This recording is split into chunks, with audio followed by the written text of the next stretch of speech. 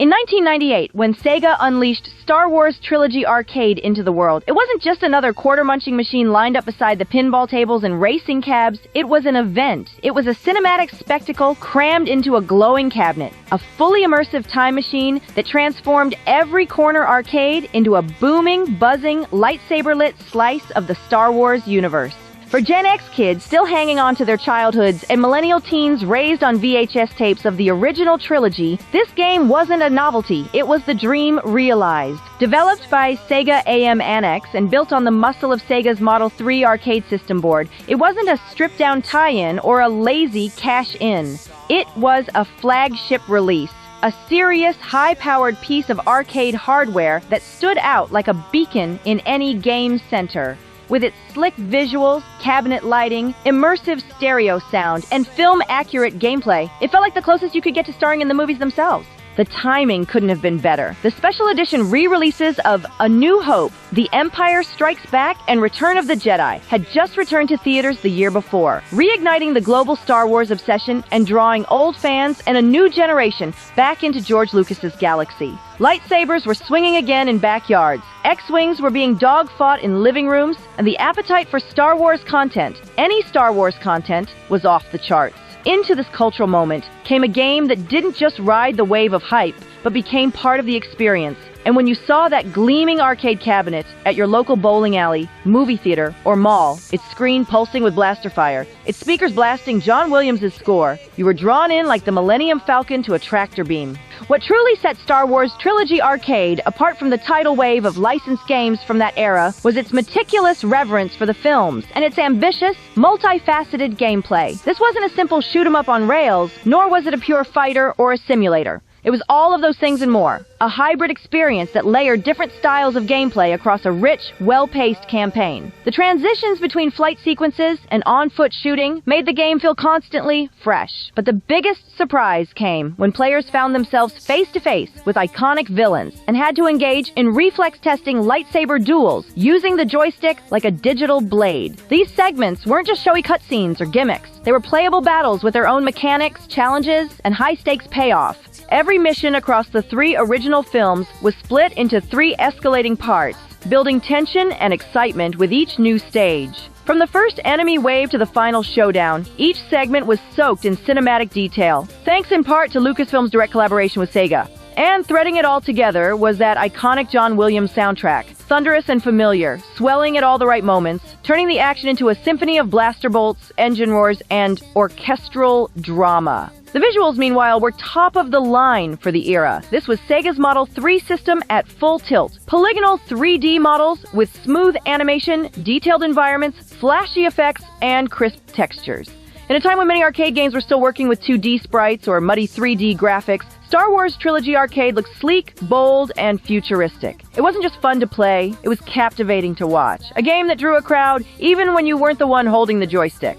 The first mission in Star Wars Trilogy Arcade, inspired by A New Hope, placed players directly into the boots of Luke Skywalker during the climactic Battle of Yavin, one of the most iconic moments in the entire Star Wars saga. This level was a crowd pleaser from the get-go, drawing fans with its detailed recreation of the final assault on the Death Star. Players began in the cockpit of an X-Wing fighter, dogfighting with relentless waves of TIE fighters in the cold void of space.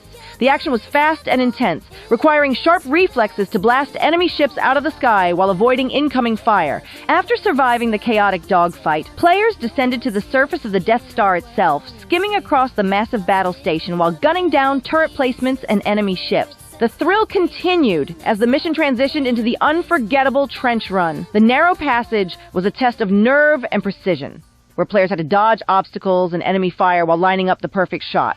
The finale, of course, was the release of proton torpedoes into the Death Star's tiny exhaust port. Pulling it off felt like a true movie moment, and for many kids, it was the closest they'd ever come to piloting an X-Wing in real life.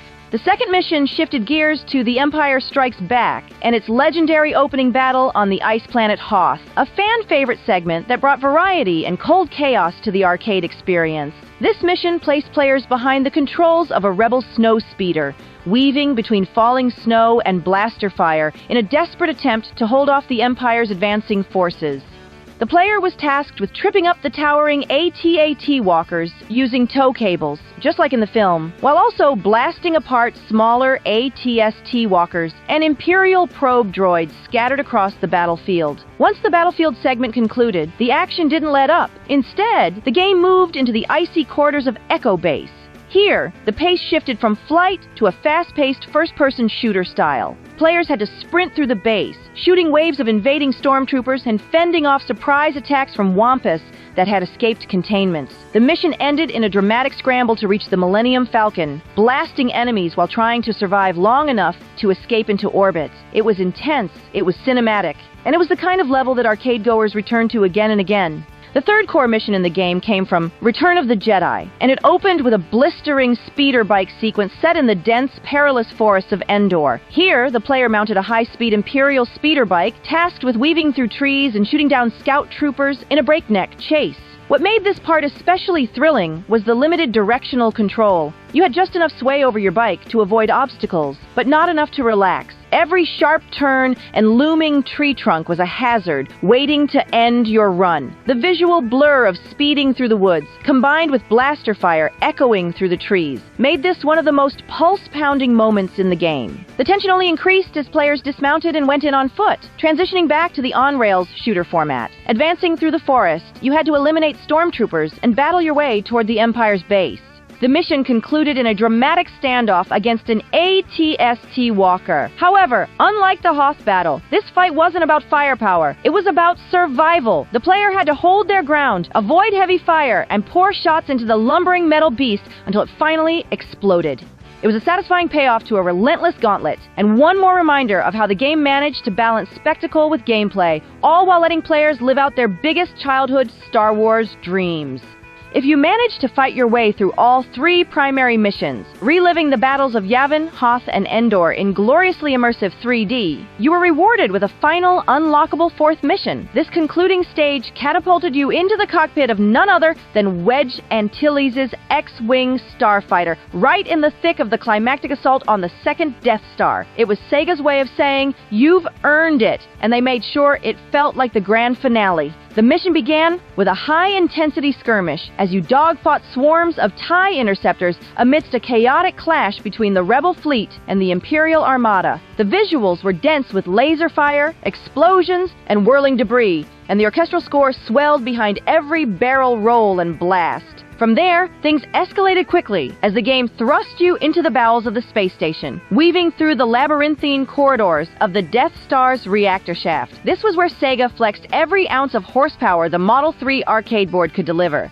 Fast-paced visuals, hairpin turns, and obstacle-laden tunnels required razor-sharp reflexes and absolute focus.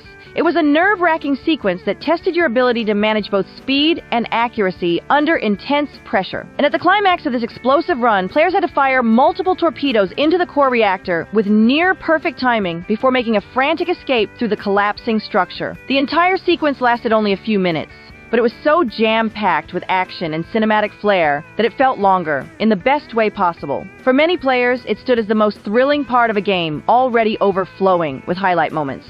When it was all said and done, whether you blew up the Death Star in dramatic fashion or failed by a hair and got clipped by a pursuing TIE fighter, the experience was burned into your memory. It was the kind of adrenaline-fueled arcade climax that made you want to reach for another dollar the moment the screen faded to black. And yet, that wasn't all. As players made their way through the core missions, Sega threw in a curveball in the form of boss fights. Standalone showdowns that turned the joystick from a targeting tool into a pseudo-lightsaber grip. After clearing any two of the primary missions, you would face off against Boba Fett in a compact, fast-paced encounter that took place above the Sarlacc pit on Tatooine. This battle wasn't about wild shooting, it was about timing, rhythm, and precision. You had to carefully deflect Boba's blaster fire with your lightsaber, waiting for the exact moment to reflect the shot back at him. A few hits would stagger him, and with enough momentum, you'd send him tumbling into the gaping maw of the Sarlacc, his jetpack sputtering in a shower of sparks. It was short, sure, but stylish, and it gave players a chance to go toe-to-toe with one of the galaxy's most iconic bounty hunters. But the real test came if you had the grit and enough quarters to complete all 3 main missions. Only then did the game throw you into a final confrontation with Darth Vader himself. The setting was Emperor Palpatine's shadowy throne room aboard the second Death Star, and the stakes felt appropriately mythic. Vader emerged from the shadows, lightsaber ignited, ready to strike. Players now had to block incoming attacks and unleash their own counterstrikes using the joystick in a completely different way than the rest of the game demanded. Gone was the crosshair shooting. This was all about close-quarters combat, timing, and quick reaction. Kids gripped the joystick tightly, some hunched forward like they were actually standing before the Sith Lord himself, fingers hammering the buttons in sync with Vader's lunges. Victory required finesse, not just aggression, and if you managed to survive the duel and land that final blow, you were rewarded with one last bit of fan service. If you pressed the special event button after the fight, you'd hear the Emperor's voice ring out, calm, cold, and definitive, saying, "So be it, Jedi." It was a chilling and satisfying final note, especially for fans who had spent years quoting those lines and now got to experience them from the inside. The graphics in Star Wars Trilogy Arcade were nothing short of spectacular for their era. The game offered fully 3D environments that felt alive, detailed, and kinetic. Every ship, droid, and explosion looked crisp and fluid, with Sega's trademark arcade polish giving everything a glossy, almost cinematic sheen. The battles lit up the screen with vibrant particle effects and shimmering laser blasts, and the enemy animations were sharp enough to make the action feel immediate and responsive. Character models were stylized but recognizable, with Luke Skywalker, Darth Vader, and Boba Fett all instantly identifiable, despite the limitations of the time. Backgrounds were loaded with depth and movement, from the icy landscapes of Hoth to the neon-lit hangars inside the Death Star. Combined with a tight frame rate and smooth camera transitions, the visuals pulled players straight into the galaxy, far, far away. The audio, meanwhile, was a sensory overload in the best way. John Williams' legendary score blared through booming speakers, surrounding the player in the emotional highs and lows of the films. You didn't just hear the music, you felt it, in your chest, your fingertips, your bones. The sound design was equally impressive. The crackling of blasters, the screech of TIE fighters, the buzz and clash of lightsabers, all lifted directly from the films, all pitch perfect. It created an experience that wasn't just immersive, it was overwhelming in the best possible way. You could walk into an arcade, hear the hum of the lightsaber or the swell of the Star Wars theme across the room, and you'd immediately beeline for the cabinet. And that cabinet, big, bold, and impossible to ignore, stood out like a beacon, bathed in glowing green and red lighting and adorned with familiar faces from the original trilogy. It practically shouted, "Play me." It wasn't just a machine, it was a throne for the chosen one. And kids answered that call in droves. This wasn't just a game, it was a ritual. You'd grab your soda, shove a handful of quarters in your jeans pocket, and make your way to the local arcade, bowling alley, or movie theater lobby where the Star Wars Trilogy Arcade machine sat like a shrine. You'd wait in line behind other kids, watching them struggle with the Endor speeder level, or fall to Darth Vader, each playthrough giving you a chance to memorize the timing, the enemy placements, the secrets hidden behind the glowing event button. It was a money vacuum, yes, but it never felt like a rip-off. It felt like you were paying to be in Star Wars, even for just a few minutes at a time. Whether it was a birthday party at Chuck E. Cheese, an after-school hangout at the local mall, or a chance encounter during a family road trip, if this game was nearby, you played it. Some kids became local legends, able to beat the game on a single credit. What arcade culture called a 1cc. Others never made it past the Battle of Hoth, but went home grinning anyway, talking about how close they got to escaping the Wampa, or how they almost beat Boba Fett this time. It didn't matter if you won or lost. What mattered was that you were in it. That's what happened to me. My first encounter came in the summer of 1999, when my little brother, the living embodiment of a Star Wars kid with every fact and figure ingrained into his bones, discovered its presence and dragged me over to have a crack at it. And not being a major Star Wars fan myself at the time, I didn't really understand the fuss. But then I popped in a quarter, and the addiction began. Joystick in hand and my brow sweating with concentration, I'd fight my way through the hordes of TIE fighters above the Death Star in A New Hope, only to be vanquished when I was only an inch off target, and the proton torpedoes missed, bringing a fiery end to the rebellion. Sure enough, I popped in more of my hard-earned cash and went for another round. The Battle of Hoth segment was a lot easier though, and man, it was fun zipping around between the legs of AT-ATs at high speed. As long as you knew where to aim and kept your eyes out for the probe droids to get extra points, you could brush through this part of the game without too much trouble. The Wampas, meanwhile, I found kinda difficult to overcome at first, until I realized that all I had to do was pour blaster shots into their furry faces to send them tumbling to the floor. Then came the Battle of Endor, specifically the moment you had to face off against that pain-in-the-ass AT-ST. The number of times that stumbling, two-legged misery machine stepped on me was beyond measure. And if it weren't for the fact that I spent so many quarters determined to beat that lumbering, mechanical monster, I'd be a wealthier person than I am now. When I did finally succeed in shooting down that tumbling, stumbling jerk, I couldn't decide whether I should flip it 2 middle fingers or drop my pants and pull the biggest, most well-deserved moonie ever. And then there were the showdowns. Boba Fett was pretty easy. Just bounce the shots off with the blade and be quick on your toes. The Darth Vader duel? Now that was scary the first time. I remember it well, in the Emperor's throne room, and you're stood there facing off against the Dark Lord himself, his red lightsaber ready to turn you into salami slices. I'd seen the clip in the pre-game previews showing the duel with Vader, but I thought that was just some pre-arranged render. But then he rises from the shadows, ignites his lightsaber, you ignite yours, and suddenly come to the shocking realization that when you move the joystick, the lightsaber moves with it. All I could say was, "Oh my God, this guy means business!" I was terrified. My brother was busy jumping around screaming, "Use the Force!" and I'm just waving the joystick around like a complete fool until the big man finally struck me down.